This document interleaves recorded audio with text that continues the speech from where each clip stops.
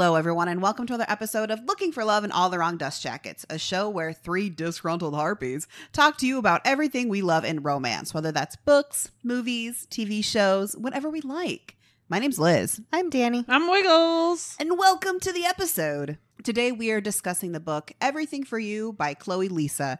But before we get into that, I do have to warn you, I gots to let the people know that we are crass and unhinged. We're super unladylike. We swear a whole hell of a lot. We talk about all of the naughty times. Yeah, we do.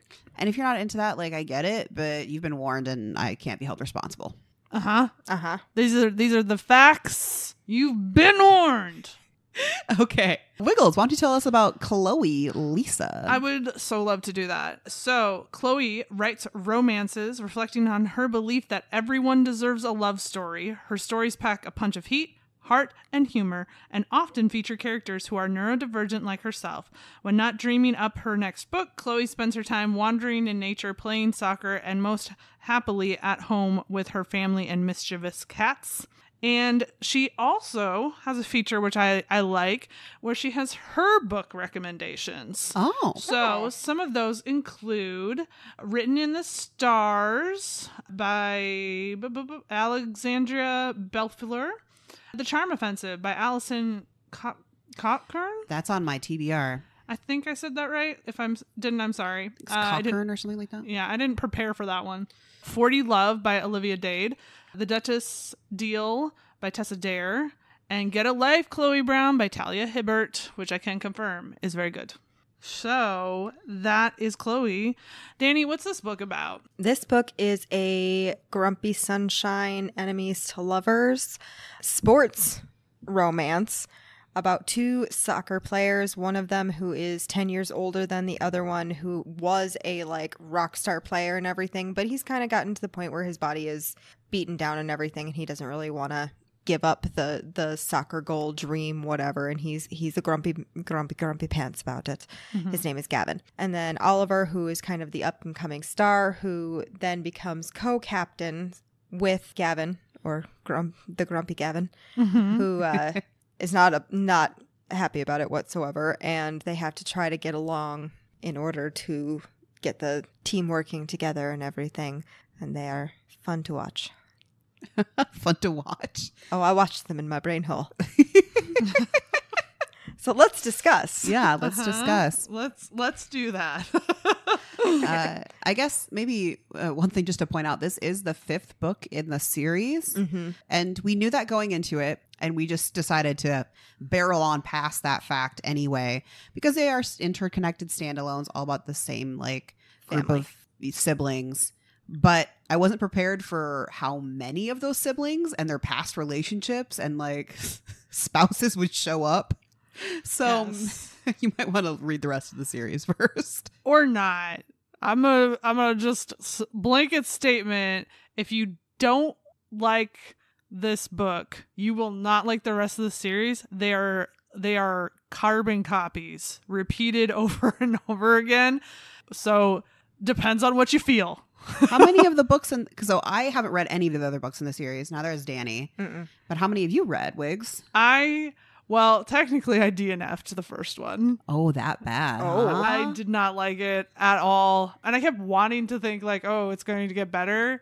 But the pattern I have sensed both from reading that first one, reading this one, and the synopses of the others is that she has a pattern of she pairs somebody who is not necessarily who has some trauma with somebody who has some level of difficulty with ability, whether that's neurodivergence, physical disability, and on, right? And then she makes that their character. She doesn't actually give them a character.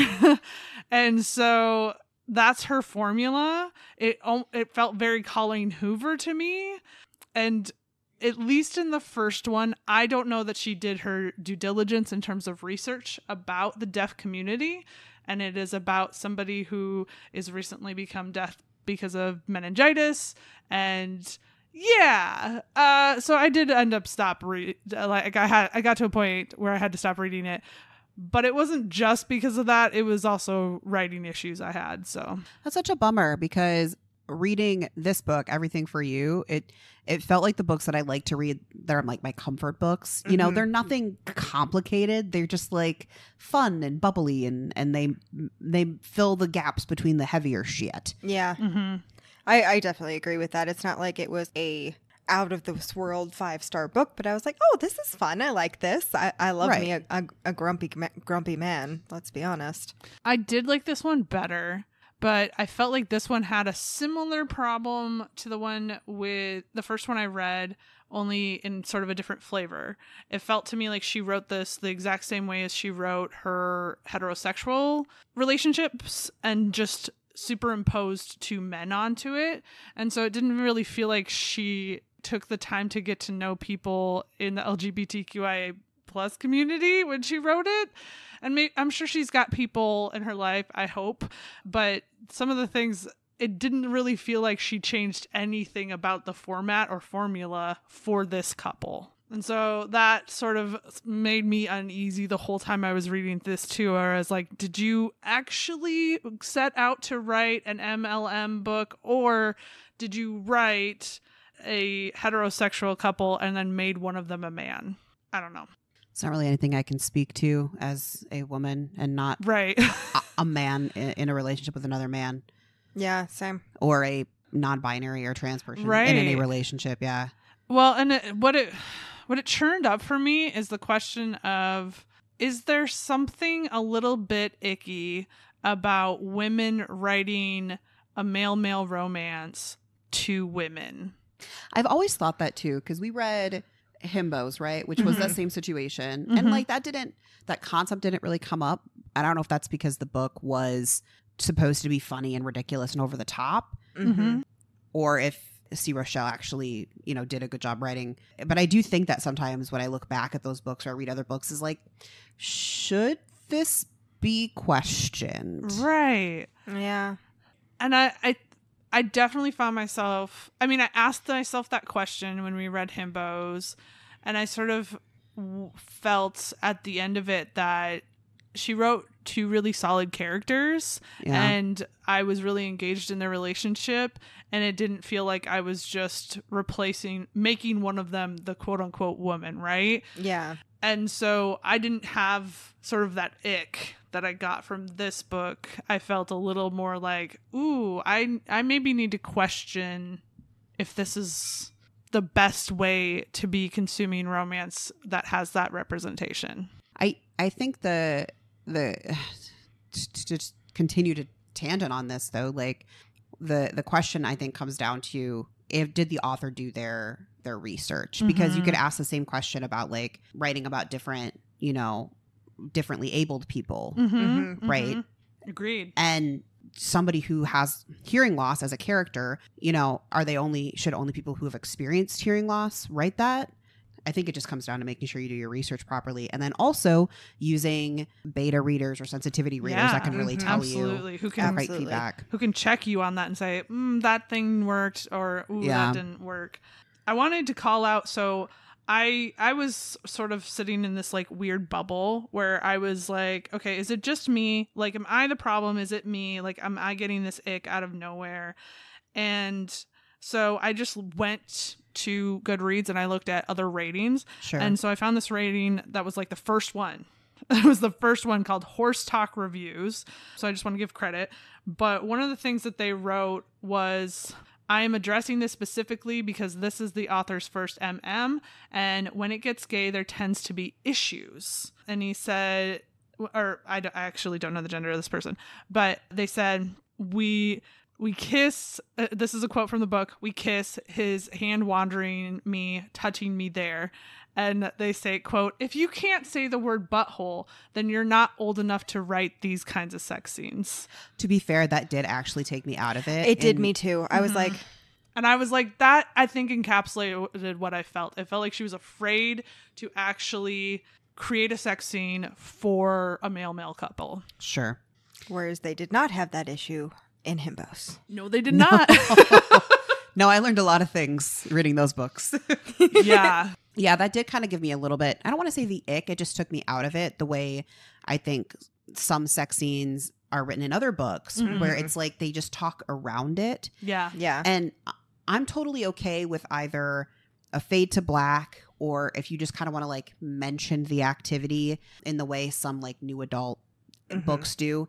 But if you're going to give us a sex scene, but then not use certain words or their, replacement or whatever words, like if you can't say vagina or any of the words that mean vagina, then don't write a sex scene. Right. Yeah. I honestly think that, it would feel like this is wrong if she wrote this and this was the only like fade to black, closed door, whatever. Yeah. But if she's not prepared, I think to write that, then I think that either don't write the book and elevate the voices of people who are that identity, or fade to black if you can't write it.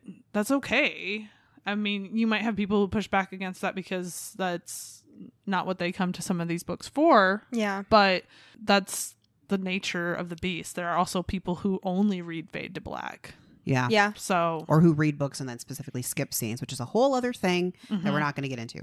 I mean, I did like the characters she created. I did get taken out in some of the scenes. I didn't get the like one note aspect of the characters. I didn't think they were super developed by any means, but I guess I got a little bit more out of Gavin, who is grumpy, partially because he's coming to the end of his career, which is a terrible thing to go through, partially because of his trauma that made him believe soccer was the only value he had. I just wish she would have like leaned into it more. Like, if you're going to give us these like little traumatic backstories, like give us the goods. well, a question I have for you is, do you think that maybe the reason you feel like Gavin more as a character is maybe because he's just Roy Kent? Well, yes. But also she does say in her acknowledgments that she wrote this book after watching Right. Ted Lasso. Yes.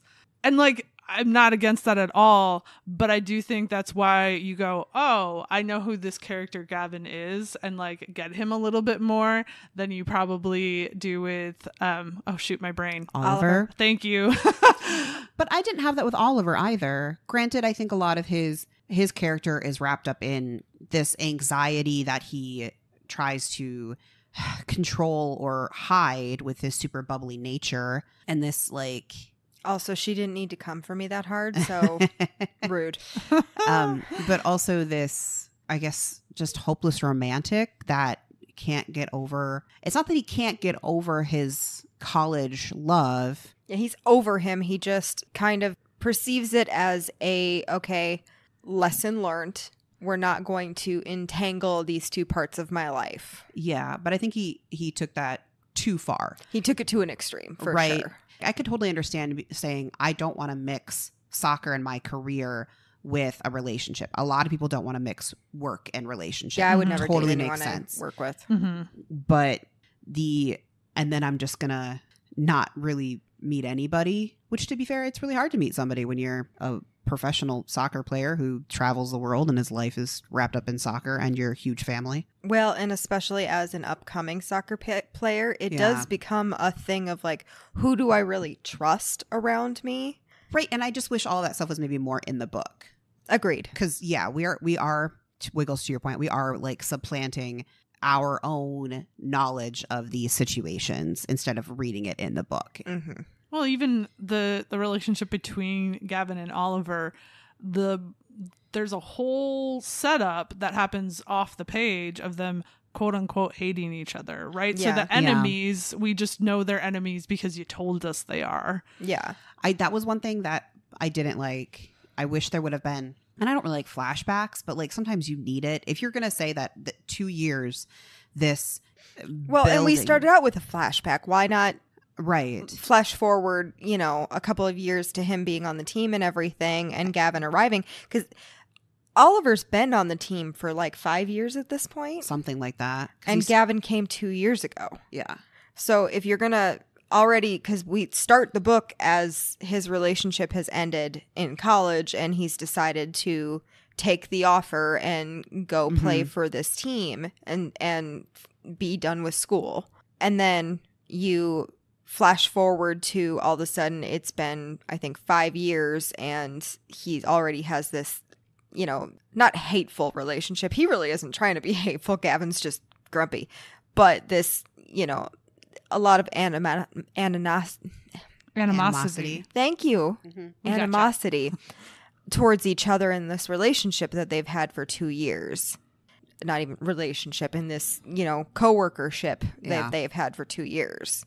Well, and that's the other thing. It's like that Oliver's a little bit more his own character, but also in a lot of ways he is Jamie Tart, right? Very confident in his looks, adversary to Roy Kent.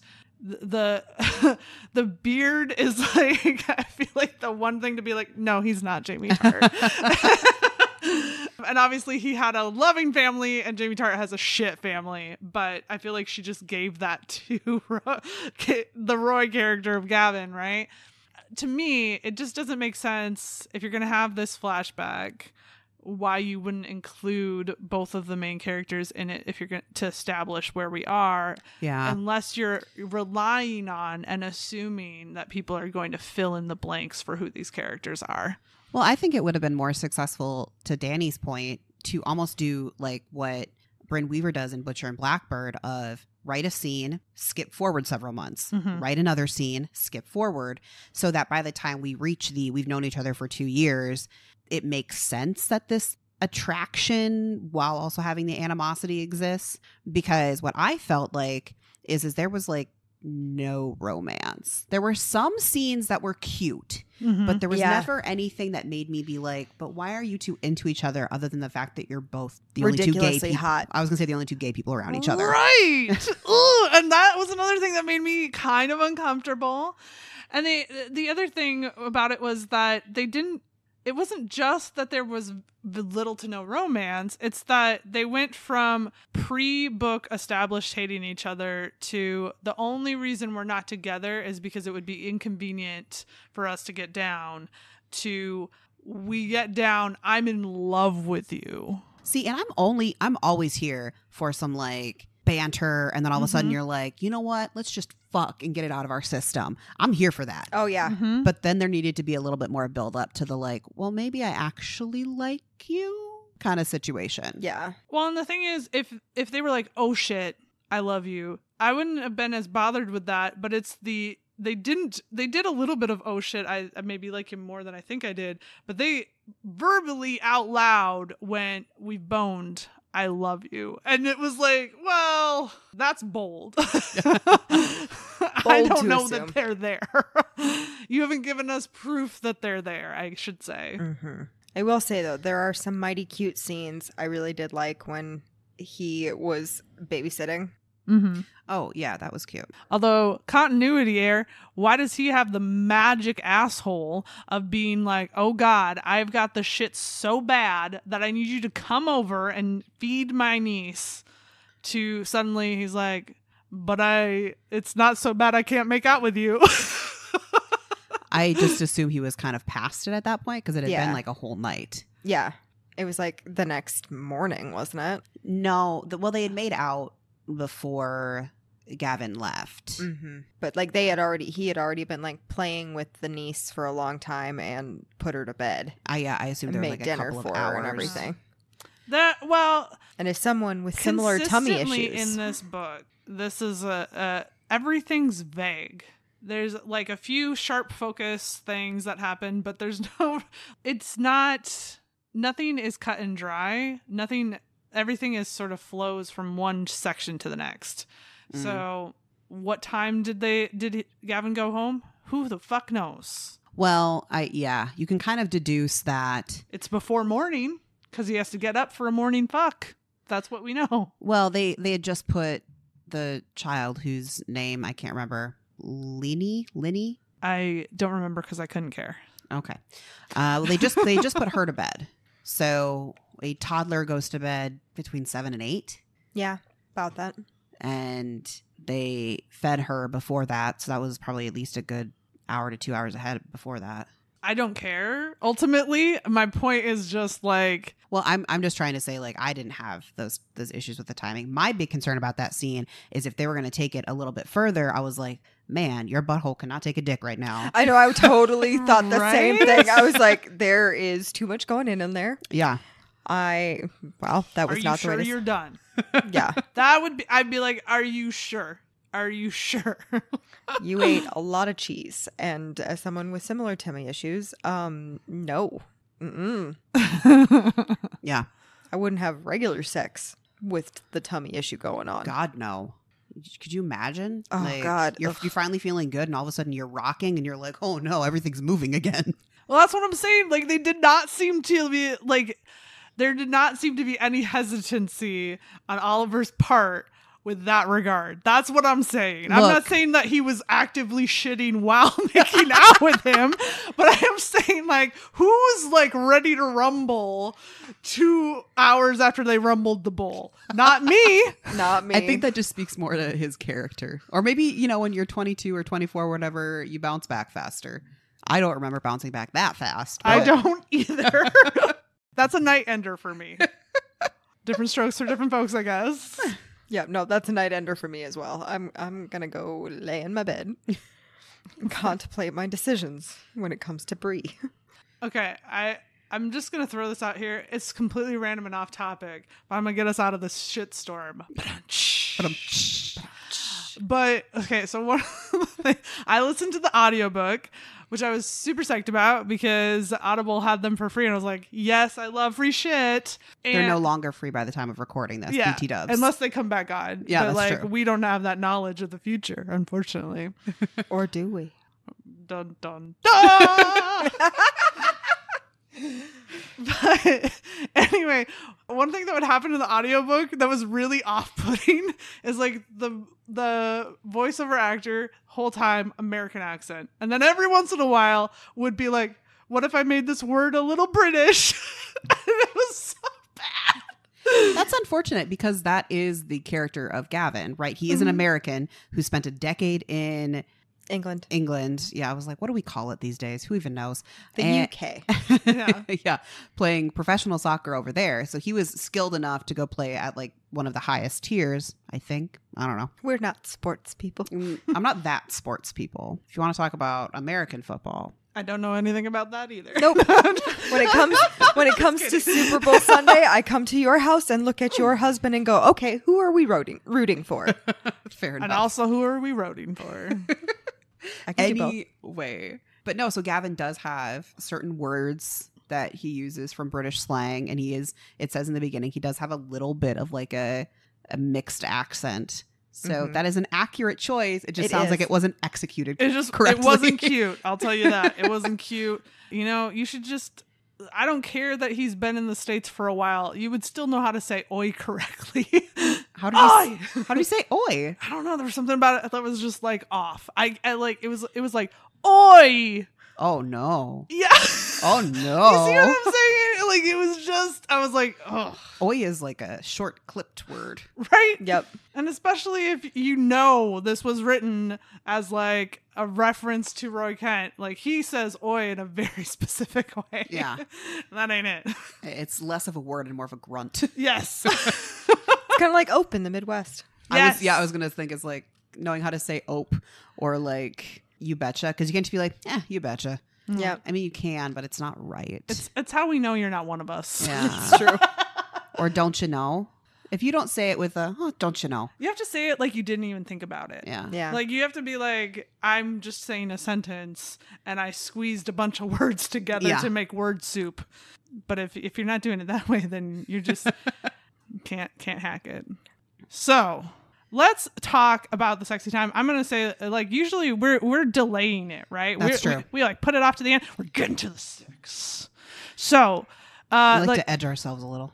We do like to edge ourselves a little. dear God. My God.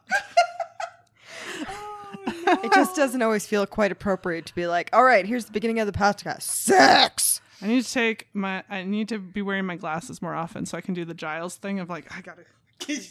You just said something so insane I have to clean my glasses. Okay. Anyway, So a lot of like the first interactions they have are a lot of them trying not to have sex but to have sex, which I thought was entertaining as a reader to consume. Like this, It is a little bit of a slow burn. I don't know that I like really. Okay, A smidgen. yes, and also no. Yeah. There's It's a lot slow of to get to groping the and goods, making out. and then it's like, okay, now we're in love. So sex wise, yes. Romance wise, kind of like bam. True. Absolutely. But yes, as I was talking sex wise, it's a little bit of a slow burn. I was a little disappointed that we didn't get sex a little earlier on. Yeah, considering how much the whole book was, what if we just bang it out? Yeah. And then they don't bang it out.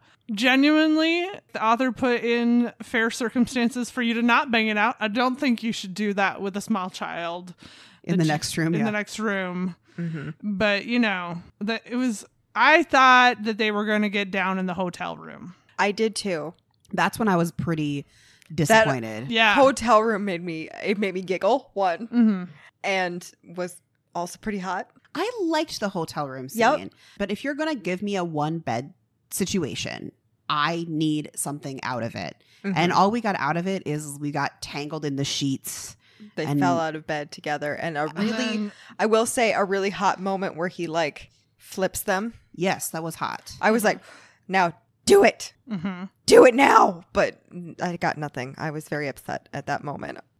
At least like a little makeout would have been nice. Something to justify the one bed. Yeah, You know? absolutely. I do like in this book because like everybody wants them to be together. Yeah. All of the people around them want them to be together. So I'm pretty sure the coach did it completely on purpose. Well, that probably was like a secondary motivation. Do you mean to making them co-captains? No. Making Oh, the making one the bed. room the one bed situation, because she didn't seem all that shocked by it. She's like, oh, hope he doesn't hug the bed. Yeah, she was basically just like, tough shit. So that made me laugh. I'm like, oh, Coach B doing things. But yeah, I did want more out of the no bed situation. Or no bed? No bed. That's a Interesting. different and fun situation as well. Sleeping bag. That's how you That'll get, be a one That's how you sleeping get back bag. cramps. And you know, our guy Gavin, he's a little broken body wise. But yeah, Gavin's like, his big thing is that his whole body is messed up. His back is messed up. His knee is messed up. He's like constantly waking up in pain. And so one of the appeals of Oliver is that his touch is such a turn on that it kind of distracts him from the pain that he's in. Well, and also he has learned ways of trying to relax somebody without actually like touching the part that hurts. Because like he can't even touch Gavin's knee because it's gonna freak out and everything. But he sat there and like ran his fingers through his hair, which who doesn't like that? I don't even like being touched that much, and I'm like, oh yeah, you can run your fingers through my hair. Who doesn't like the princess treatment, you know? Yeah. I mean, yeah.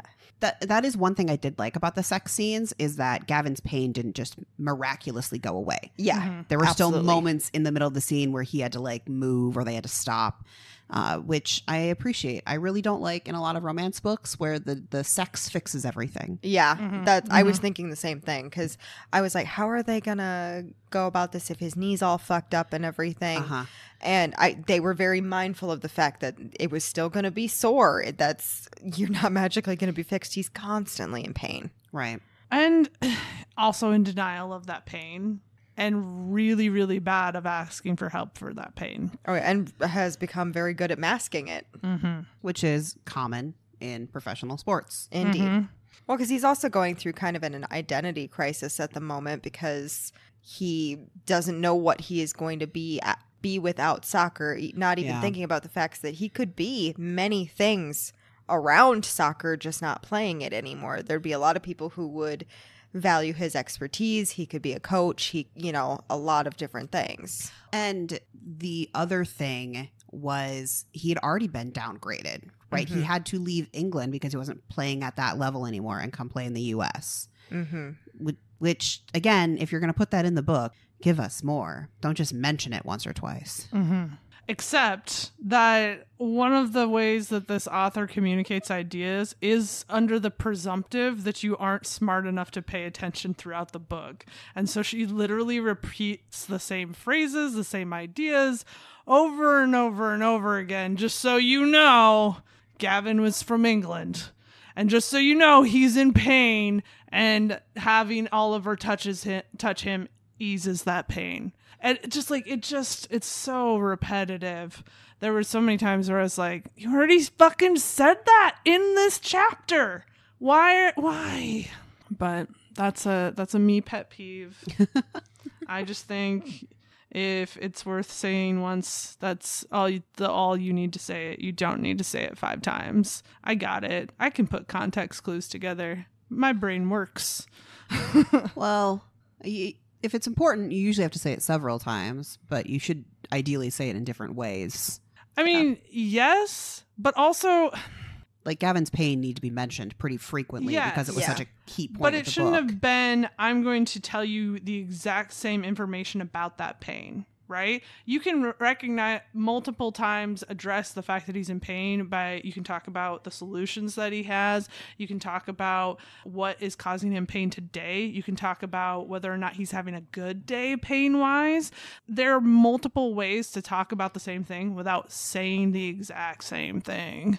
And for me, it also is such a, how do I say this? It's the other component of that makes it so glaringly obvious is that she also applies the same level of emotional and expression into what she's doing with her writing and what the characters are saying, that it has this like hollow feeling to it that you would get out of a bad after school special. Like, nobody talks the way her characters talk. It's all very soapboxy. I guess I didn't really get that. Yeah, I didn't get it either, but I think just like personally, I have noticed that I have a lower threshold or higher threshold, however you want to say it, specifically when it comes to romance books. Like, I accept more flaws because I think there are a lot of really good ones, and there's a lot that are getting pumped out quickly and sometimes don't give the level of treatment that they should. But also, I mean, young writers or newer writers, which this person isn't. So I guess I have the opposite reaction my reaction to the excuse that it's romance. That kind of bothers me and offends me. Like, I'm not. The excuse of like, well, you don't have to do a good job writing this book because it's a romance book. It's like, well, then why, like, you're feeding fully into the idea that this genre is stupid or is less than, or all the other, like, negative things that people say about it. So I don't really, like... I think, it's not that I agree with that. With what I was saying as far as, like, romance books can get away with more in that regard. It's just that we've been conditioned because they are that way. But... part of that is because romance readers read extremely fast and they read a lot. So they have to push them out quicker. Whereas like fantasy readers, you can take 2 years to write a sequel to your fantasy novel. Sure. It hurts my soul, but you can. I think for me, it's a deterrent from me reading those authors. Like, I can say for sure I won't read this author again because I've had 2 experiences where this is clearly her pattern. And so that's just a factor for me where it is not possible for me to shut off my brain while reading. Video games, TV shows, sure, but reading I can't. And so it becomes an unenjoyable experience. See, and I do. I can shut off my brain and just... happy-go-lucky through a book, which is why I think I don't notice a lot of the things you guys do. I think I sit in between. And like, if it is a really good book, I can definitely tell the difference between a book that's like mid or mediocre. But I can also enjoy a book like this one because I know I'm not watching a like, you know, Emmy award-winning TV show. I'm watching like a sitcom that everybody knows is like, it's just there for fun. Yeah. Yeah, I mean, I don't want to badger this to death because I've talked about my standards for reading romance quite a bit, but I think I'm all for some candy. I think that this is like for me the equivalent of like stale candy. Is it does not. I'll eat it if like there's nothing else, but like I'm still gonna eat like anchovies before. I would rather read a different genre that's not really my genre than read something that is within this genre just because it is within this genre. Does that make sense? It does. And like, to your point of, will I ever read this author again? Probably not. Like, if I'm going to pick up a sequel or like another book related to one that we've read, I would probably read like the sequel to Flawless over this. Because at the very least, that one was like, yes, it was still kind of in the vein of this is fun romance, but it was definitely better. Yeah, I agree. And we all know I go for monster romance above all. Well, and again, there's also different tiers for quality of monster romance too, right? There is, absolutely. You know, like even just when we read the Office monster romance series, I don't think that's exactly what it was called. Claws and Cubicles. That's the one. Like there were, even within that series, it was like we had a clear favorite where we're like, wow, that one was written better. Indeed, there was. Yeah.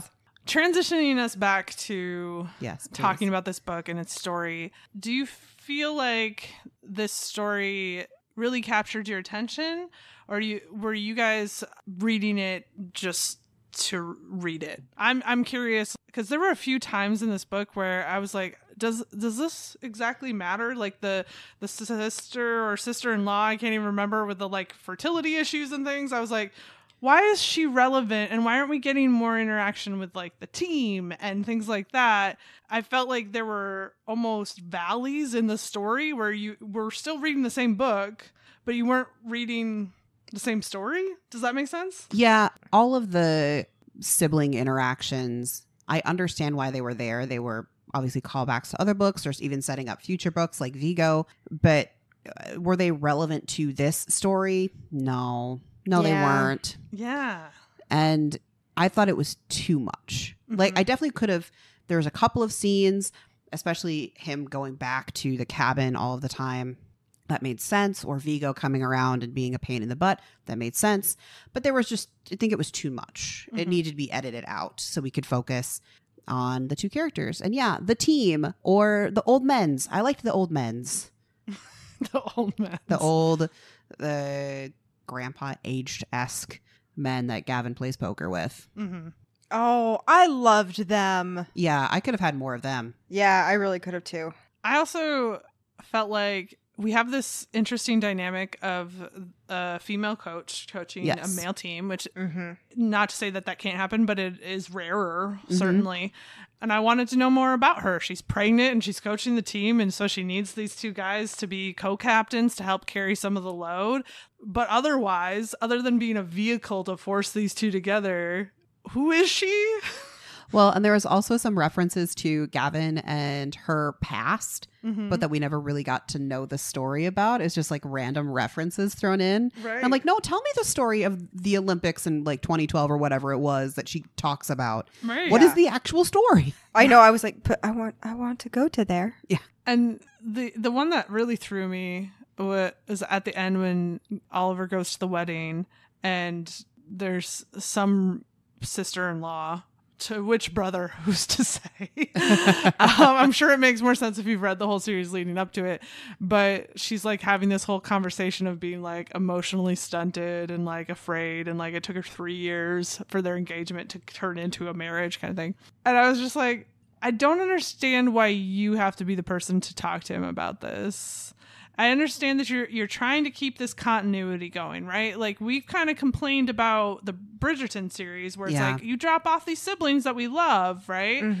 And so this is sort of the reverse of that, where it's almost there was too much or not, maybe not too much, but too much without showing us who these characters were in this book. Does that make sense? I don't know. Maybe I'm just complaining about I'm never going to be happy. It doesn't. This is a 5th book in a series. I can understand why not going into each one of the siblings, especially if you have in the other books. It's true. So like, I get that they are standalone, but it is a series. So like, I can forgive that I didn't know which siblings were what, but if I read the other books, I would have known. Right. Yeah.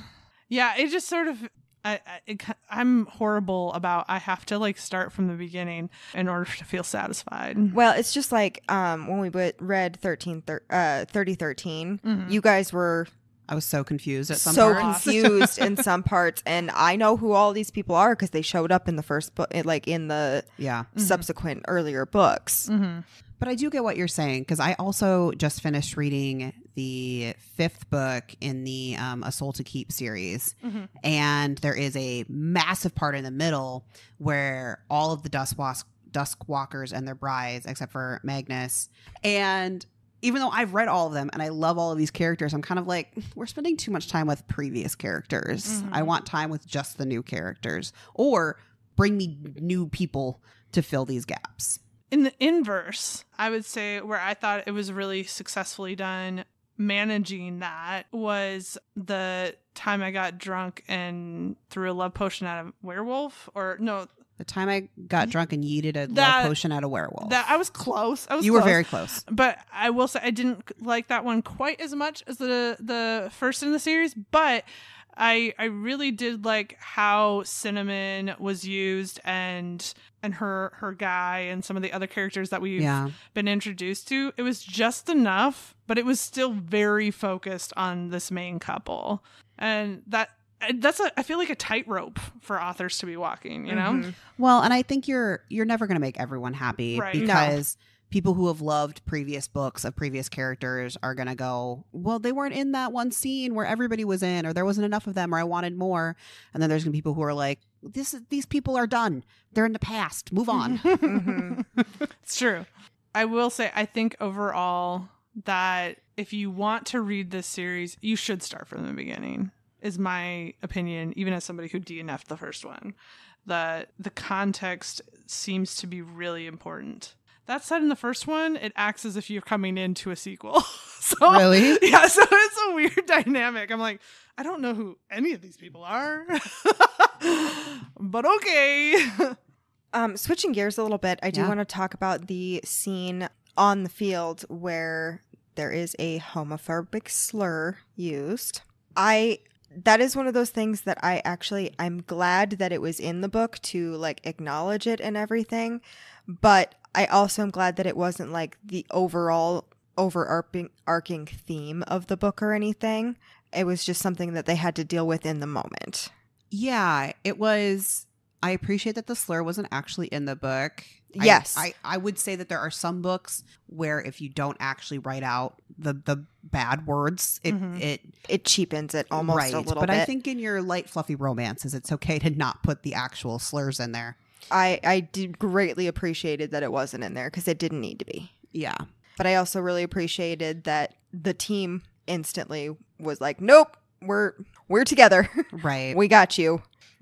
I feel like that could have been, and this is just me repeating the same thing over and over again at this point, I feel like it could have been leaned into more.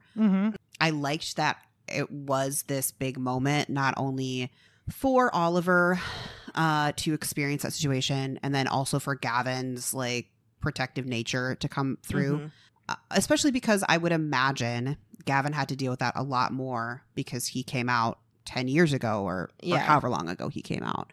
But that also was the scene that led to the injury. Yes. Yeah. Because that player got taken off the field. Yeah. And then another player was still kind of like roughing Oliver up when they were on the field. And Gavin was like, oh, fuck your shit. Yeah. But instead of, physically attacking that person, he went harder at the game. That's where you should put your aggression. Yep, it is.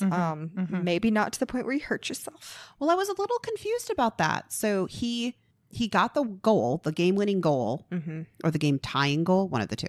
And game tying, and I think Oliver got the final one. And they were having like their celebration, and all of a sudden in the book it just says, and somebody tackled him, and I was like, and then he heard a pop, and then the chapter ends. Did somebody tackle you like in celebration and that caused the problem? Was the game over and somebody was still going too hard? Like, what was the actual thing that caused the problem? I think because it made it sound like and I know nothing about soccer, please don't quote me on this. But I think because he, instead of just kicking the ball, he slid into it. And so I think maybe not really tackle is not the best word. I think someone fell over him, essentially. See, and I didn't even get that he slid into the ball to kick it. Mm-hmm.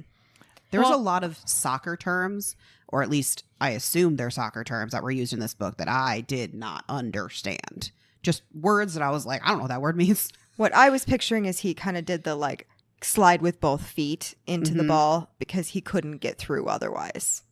Yeah, that kind of comes back to my slight gripe that there was a lot of vague where it's like you can spend a little bit more time. This wasn't a particularly long book. You can give us some more detail. And so that's an example of where I would like more detail, you know? She never really tells us exactly what ends up being wrong. They say that he needs surgery. Mm-hmm. At one point, he mentions a herniated disc. Yeah. But yeah, the jump from that scene to the next chapter was really confusing and very jarring. That did jar me because all of a sudden he's in the hospital but also he's having a conversation with the coach on the field or somewhere. Yeah. I was like, I don't know what's happening. I think it said that he knew it was a dream, but that really confused me. If you say so, I didn't know. I was honestly at that point used to her doing things in that way. So I was just like, you're just operating under the assumption that your readers are going to fill in the blanks here. And so I'm going to have to fill in the blanks. We got to find you a book that you actually like. You've been having some downers lately. I liked How to End a Love Story. Oh, that's true. And I think I liked that one more than you two did. So Probably, yeah. Yeah. Sometimes I like a sad girl book. What can I say? Well, we talked about it a little bit, but let's talk about the poker playing gentlemen because they were pretty fabulous. They were pretty fabulous. Every scene with them just made me happy. And the meddling fucking old man that's just like, oh, I found your neighbor out doing yard work and I'm making him come play poker. Mitch, yeah. I feel like I know these old people. Like I've seen them in my life. It's true. I still am confused as to how Gavin got himself in the situation where he's playing poker with them and hosting poker night. But I mean, I feel like it's the typical introvert extrovert thing where you Sure. just get adopted. You don't have a choice. It's true. I mean, how do you think half of my relationships started? yeah, that does bring up a really good point of like what happened to Gavin's friends. He says he had friends in England, but now he doesn't have them. This man just keeps getting abandoned. I think it's implied that once he wasn't the top of the level and everything, they didn't really want all that much to do with him anymore. He also had a lover back there who was trying to convince him to stay in England, but he would have to quit football, what would be called in England, to do it. And he didn't want to, so he came to the U.S. I don't know. There's something there. Sure. Anyway, the old men were great. The old men were great. I just love that when Oliver was like, fine, I'll play, and then he hustled them. He says it's beginner's luck. I don't know which one it is. He was hustling them. Yeah. For sure. The other thing that comes out is Oliver has been like suppressing his prankster side, which his brothers need to have a summit and tell him like, stop being happy all the time. Well, and they're telling him, yeah, you can't get even with him professionally, but he's your fucking next door neighbor. Right. So he glitter bombed his car. If anybody did that to me, there'd be no coming back from that. Oh, yeah, no, I would murder them. A fork to the yard, which I still never understand the purpose of forking the yard, but it's funny. It just means that you have to go unfork it. Yeah. I probably wouldn't. I feel like, I'm growing forks now, like daisies. Until you have to mow the lawn. Yeah. I don't have to do that. Well, Gavin does. But Gavin does. Yeah. But also, you know, in some ways, I think that Oliver's a little bit rude to Gavin. Like, obviously, the pranks are like, you're an asshole. Yeah. But, like, in general, like, he's like, oh, yeah, he only likes 3 colors. He just likes gray and black and a lighter gray.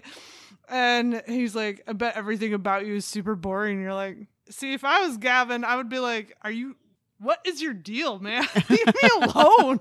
I like what I like. I do like how that becomes like a joke with them because Gavin's constantly throwing shade about all the color that Oliver wears too. Oliver dresses like Rainbow Bright, which apparently Oliver didn't know what that was. I'm like, oh no. Oh no. You need to understand the joy that was Rainbow Bright. I very much liked Rainbow Bright growing up. I would definitely be with Gavin on this one. I'd be like, that's too much color, man. You need to back off. You can't wear highlighter yellow and highlighter green at the same time. Yeah, I will go with that. I dress fairly colorably, says the person in a completely black dress right now. But I also don't mix two very bright colors. Usually I will wear like a very bright shirt and black pants. I don't give a shit personally what other people wear. I mean, I really don't pay attention to what other people wear, except for I might be like, Liz, you look cute. Yeah, I mean, I don't care unless you're wearing colors that are so bright it blinds me. Well, listen, you got to be conscious of your friends with sensitive eyes. Okay. Okay. I think we as a group of ex-theater nerds have to talk about the Hamilton of it all. Oh my gosh, yeah. I yeah. loved that. It was a bit aggressive. I loved it. I was like, are you guys falling in love or do you just both really like Hamilton now? It was a thing. It was to me, it just felt like, okay, this is a pop culture reference that we're kind of saying over and over and over again. Mm-hmm. I just thought it was cute when he was like, yeah, well, you're obsessed. Well, and then Gavin starts watching Sondheim, which I'm like, okay, that's acceptable. And then at the very end, he's like, let's watch Rodgers and Hammerstein together. And I was like, nope. Get the fuck out. That's a dangerous game, my friend. The only acceptable one is Cinderella with Brandy. Yeah, and that's after they made alterations. Yep. Heavily altered it. Yeah, no, I thought it was interesting. It was a weird flavor to add on top of everything else, Yeah. Like, it didn't really seem to fit with everything else. But I kind of liked it more because of that. Like, it just seemed like this was her actually giving us a little bit of character from them. Mm-hmm. It did seem like it was just another thing, though, in a world of many things. Mm-hmm. Mm-hmm. Well, I think it's meant to show that, like, Oliver, because Oliver mentioned several times that he has the team put different, like, pump-up music and everything. Yeah. And that's just his pump-up music is Broadway, which, bro, I can relate. My friend used to make fun of me on the treadmill because I'd be sitting there on the treadmill singing along to like Legally Blonde the musical. And she's like, why? Who does that, Danny? Like, who listens to musicals on the treadmill? And I'm like, here's the thing. It's upbeat. It makes me not feel like I'm dying. So I go with whatever works. Yeah, whatever works. Okay, but I need to know the answer to this question because everything about you hinges on it. Was it, oh my God, or my name up on that list? My name up on that list. Okay. Just need to know. It's the greatest fuck you song of all time. No, it's not, but it is a great fuck you song. I will say, getting back to this book. Oh, sure, fine. I like it when characters have like some cute quirk or whatever about them. I think sometimes authors try to shove it in your face a little too much, and that's what it felt like for me. Whereas when we read Funny Story by Emily Henry and Miles was always listening to sad songs, it was just kind of like this note in the background of, oh, it's Miles listening to his sad music again. And I think that's what she endeavored to do, Yeah. right? And just sort of missed the mark on. And also, this is just a point. Gavin says that he watches Hamilton to go to bed. Has anybody fallen asleep while watching Hamilton? Oh, never. That's a 3-hour commitment.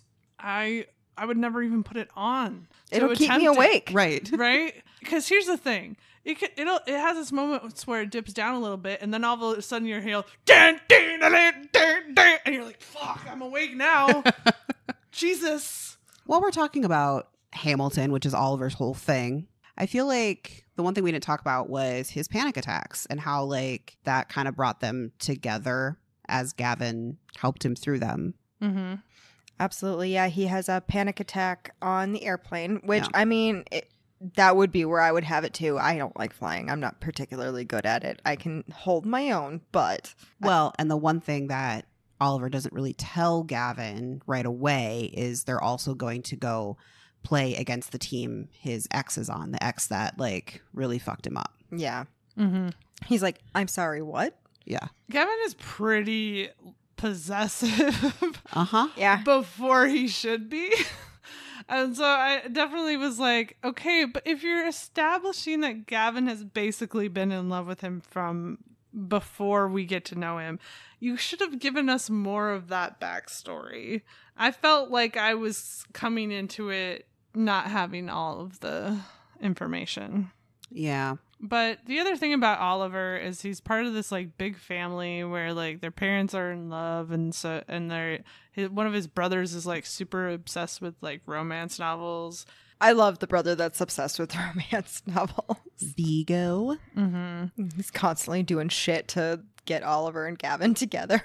Well, and it comes to a head in a way that I was sort of like off-put about, not because I don't think that this character would say these things or that it didn't feel appropriate for the book, but like just in dealing with some people who come at the conversation like this. Oliver is being told that like Gavin's family sort of sucks, and by sort of I mean definitely sucks. Mm-hmm. And he's like, yeah, my family's like really cool and my dad loves me and hugs me. It's like sometimes we are just supposed to keep our happiness to ourselves in these conversations. Yeah. I was like, ooh. But the other thing about Gavin's family is he is the second youngest. Mm-hmm. Only his sister Ziggy is younger. So he's like, and there's 7 kids? Uh-huh. Jesus, that poor woman's vagina. And his parents are both super successful. So like he's got a lot to live up to. Like his anxiety definitely comes from even Being if it the is second youngest of 7. Yeah. Yeah. So Oliver has a lot to overcome with being in this, like, even though it's really loving his family, it's just like a lot to live up to, and a lot of, I guess maybe expectations with his siblings all like getting these happily ever afters, because that's where we start the beginning of the book is his family's wedding. Also, he's not the only professional athlete in the family either. That's true. That is very true. His brother's in the NHL. Mm-hmm. His youngest sister's playing collegiate soccer. Yep. One of his sister-in-laws plays soccer. Mm-hmm. as I think well. another brother is in the NFL. It's a lot. Yeah, like he's not the only elite athlete in the family either. So it's one of those things that like sometimes when everybody is really good at certain things, it seems like nobody is. If Yeah. that makes sense. It doesn't make it as special, quote unquote. Right. Which is not the truth, but it can be how it feels. Right. So that's why he's just chipper all of the time to suppress his emotions, which is why we don't trust happy people. They're keeping secrets, man. Hi. You're not that happy. Not I like know. this. not the way we're talking about. I mean, you see me at work. Yeah. Yeah, but that's at work.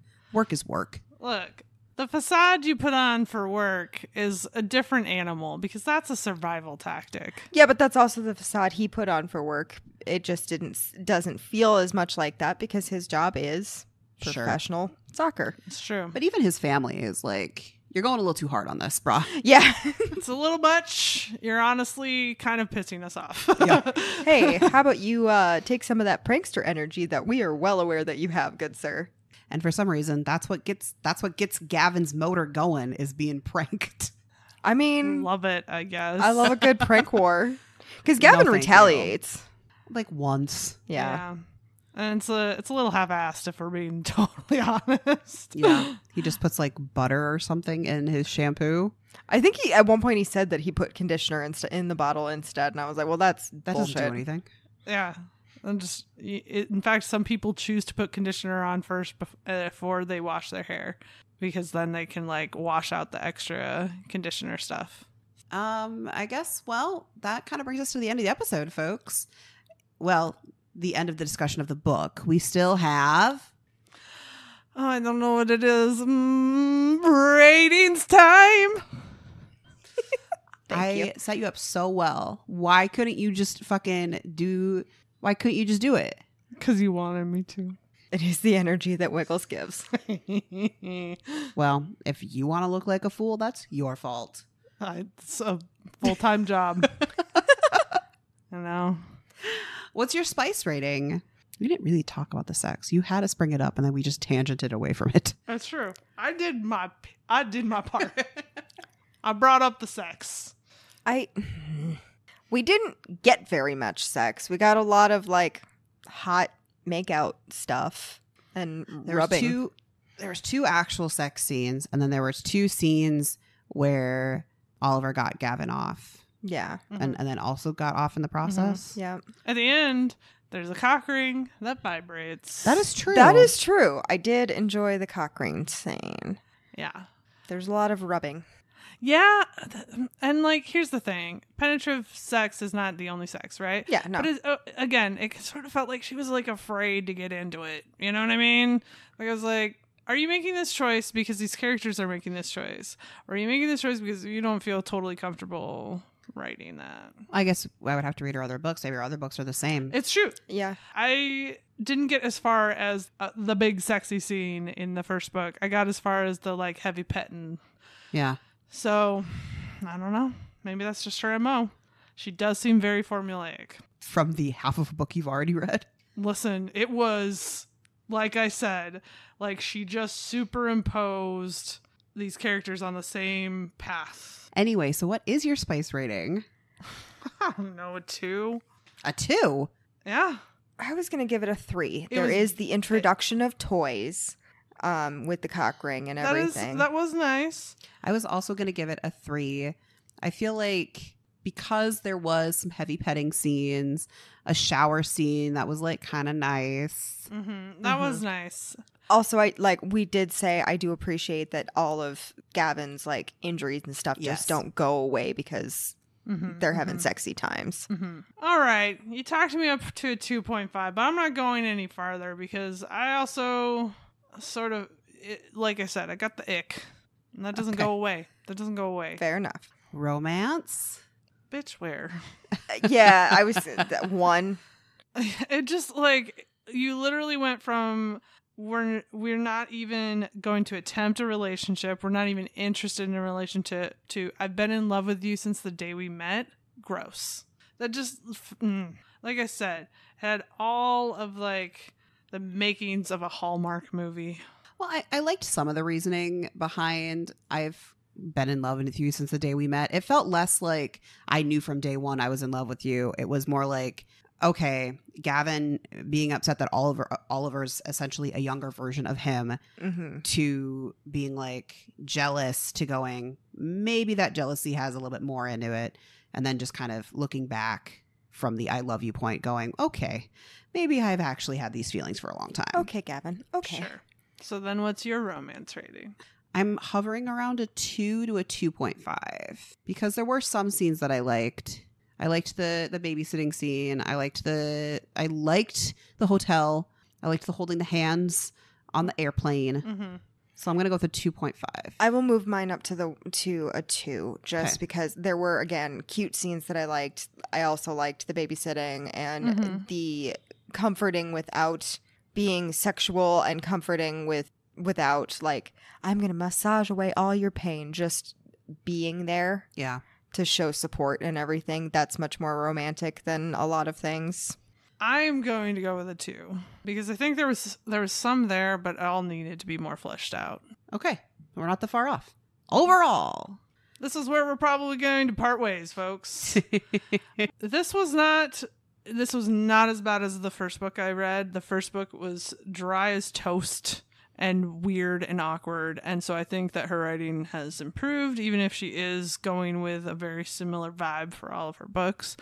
But I still wasn't a fan. So I'll give it a 2. You keep saying similar vibe for all of her books, but you've only read half of the first one and this one. I also read the synopsis for her other books. Like, it's anyway. I am not going to explore further. Sure.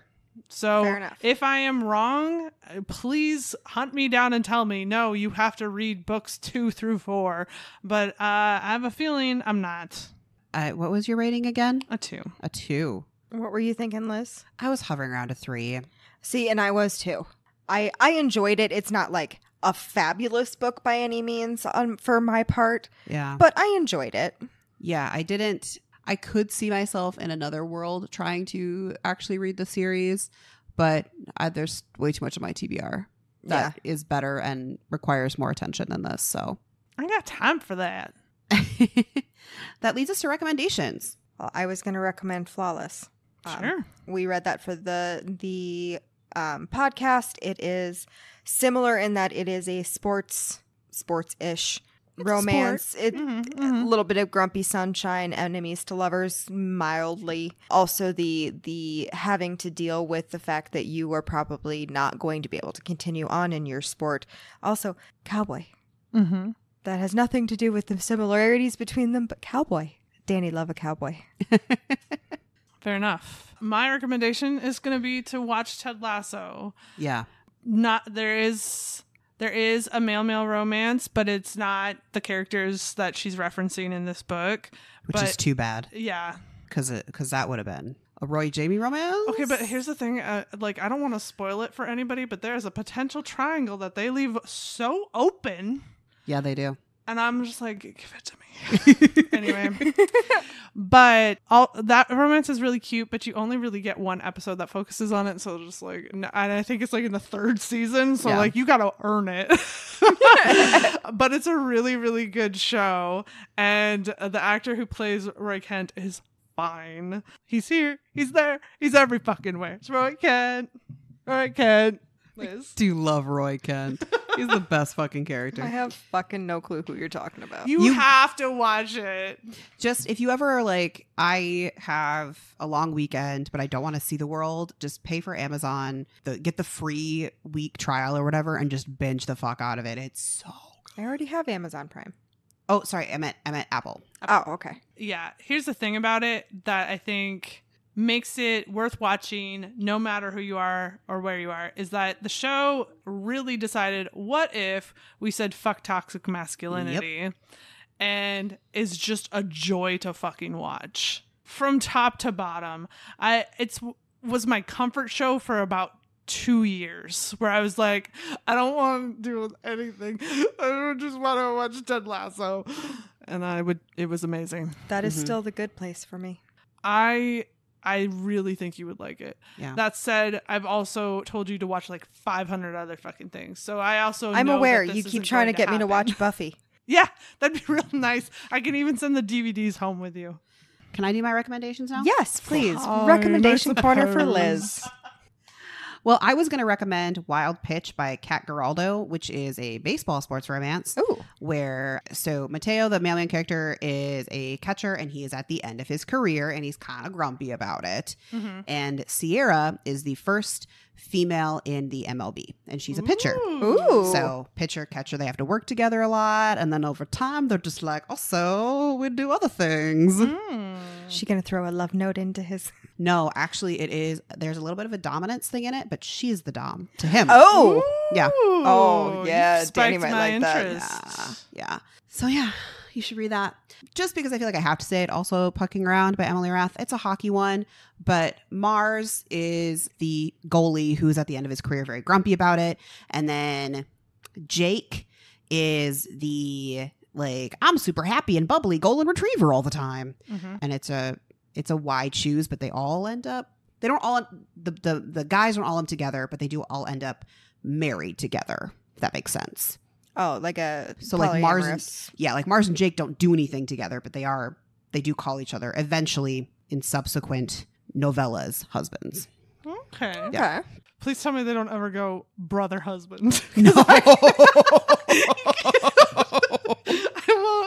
I won't be able to handle it. I will No. literally call you up and be like, what have you done? No. I can't do this. No.